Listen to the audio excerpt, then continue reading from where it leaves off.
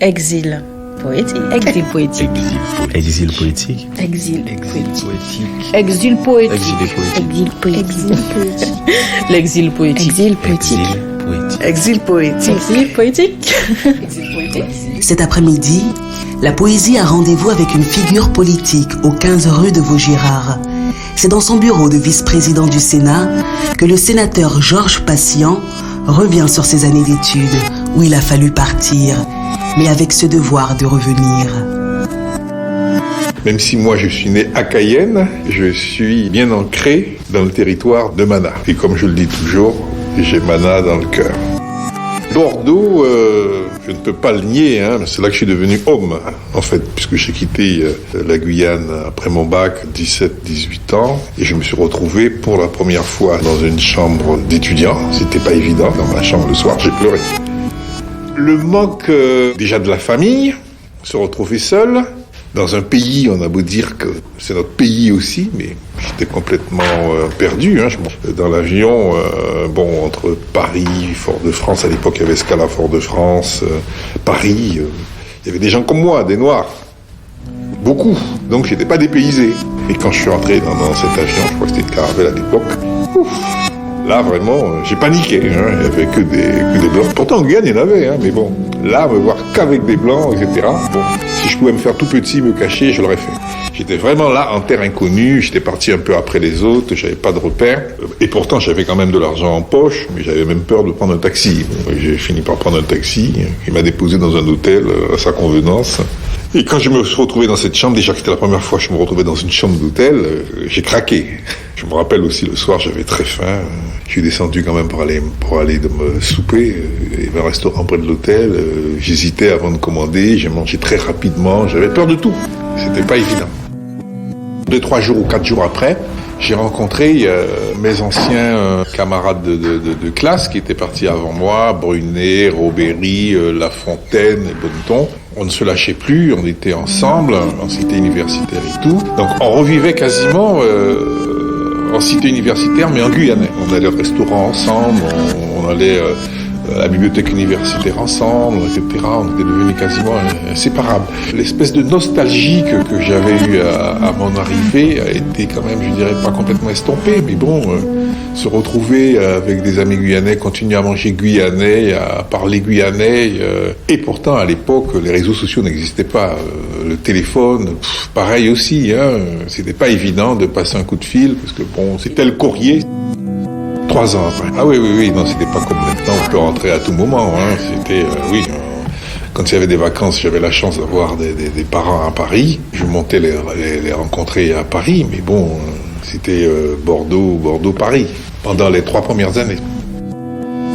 Non, je n'avais pas d'appréhension, au contraire, une hâte d'y arriver et puis de frimer, parce qu'à l'époque, quand on partait faire des études, on était déjà quand même bien vu, et quand on revenait en vacances, je le voyais, par rapport aux plus âgés que moi, on était chouchoutés, choyés, on était regardés un petit peu avec jalousie, fierté et tout. Donc il y avait beaucoup d'enthousiasme, parce que bon, les vacances, quand on revenait comme ça étudiant, on était très chaud, il y avait des booms partout, des soirées, donc on se retrouvait. Non, c'était, je dirais pas le paradis, mais bon, c'était des moments très très agréables de revenir au pays.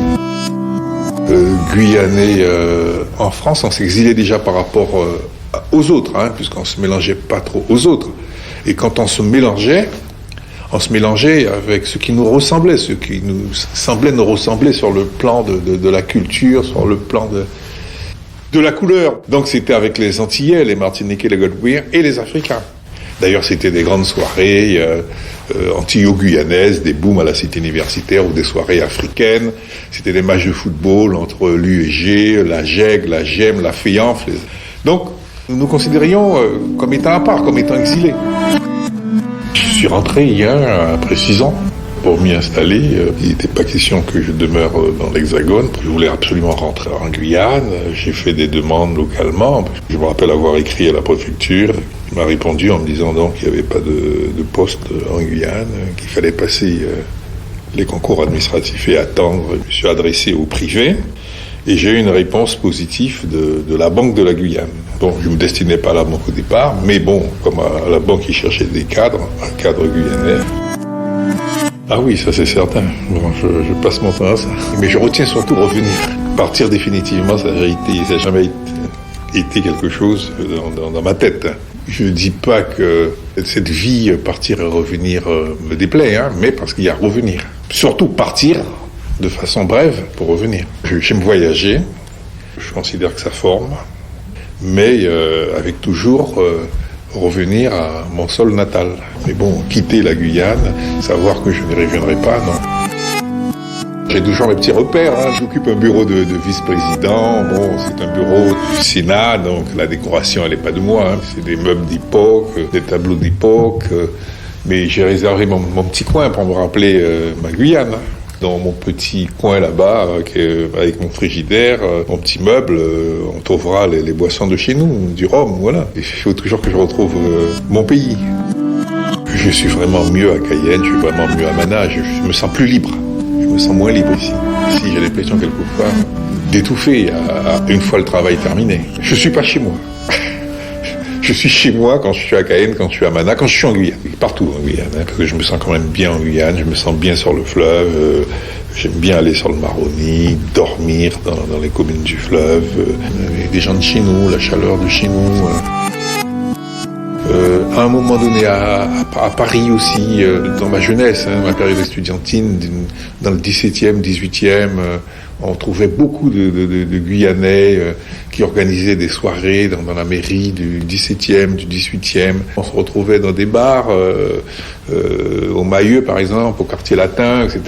Là, on se sentait à un moment donné chez nous, parce qu'on était tous ensemble, on occupait un espace où il n'y avait que des Guyanais. Mais là, maintenant, je crois que ça, je sais pas, parce que comme je suis plus étudiant, je sais pas si les étudiants de maintenant ont ces coins. Madame Sébéloué qui organisait des soirées guyanaises, etc. Mais tout ça aussi, il me semble que ça n'existe plus, il me semble. La seule chose qui existe,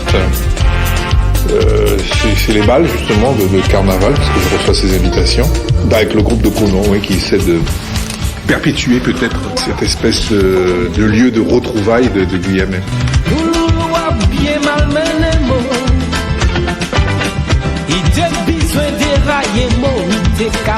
C'est surtout en voiture que j'écoute de la musique locale, bien sûr, la musique qu'on aime chez nous, qu'elle soit guyanaise, qu'elle soit haïtienne, compas, etc., ou du zouk. Mais ici, j'avoue, non. La musique, non, mais la nourriture, oui. Quand je viens ici, j'ai toujours avec moi des bouteilles de wassaï, quand même. Je pense être peut-être l'un des plus gros transporteurs de wassaï. J'habite à Montparnasse. Je m'obligeais à venir à pied au Sénat. Ça me permettait de faire mon sport. Et je redécouvre Paris ainsi, en marchant. Et ça m'arrive de marcher 1h30, 2 heures dans les rues de Paris. Je me refuse de penser que je suis exilé en Guyane. Moi, je me dis que peut-être qu'on cherche à nous exiler en Guyane, mais on doit tout faire, nous, pour ne pas l'être. Et surtout, ne pas l'être déjà dans l'esprit. Je me sens exilé ici, mais moi, en Guyane, je me sens libre. C'est vrai qu'il y a des pesanteurs, c'est vrai qu'il y a des contraintes. Il y a cette espèce d'appréhension de la part des étudiants. Il y a peut-être aussi une certaine volonté ou un certain désir même de certains de ne pas revenir. Moi, j'analyse ça plutôt en termes de devoir.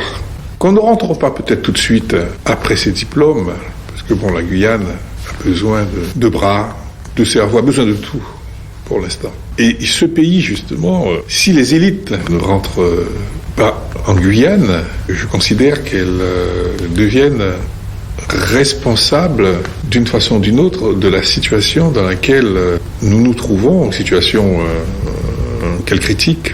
Et on peut arriver à ce que disait par exemple Serge, se sentir exilé chez nous-mêmes. Le pays, c'est nous qui devons le faire, le pays. C'est pas les autres, ceux qui cherchent justement à nous exiler. Je sais que c'est pas évident. Je sais que beaucoup laissent entendre qu'on préfère recruter des expatriés à prix d'or que de recruter des jeunes Guyanais diplômés. Mais combien ont vraiment essayé de rentrer? Moi, j'ai fait... C'était pas un pari, c'était une décision mûrement réfléchie et qui, à l'époque, justement, peut-être avait dicté ma conduite comme celle de beaucoup de ma génération, hein. Une génération qui justement avait pris conscience de cette obligation de retour si nous voulons jouer par la suite un rôle politique dans notre pays. Et c'est peut-être Serge Patient et ses proches qui étaient rentrés en même temps que lui et qui avaient forgé ce désir de rentrer chez nous, hein.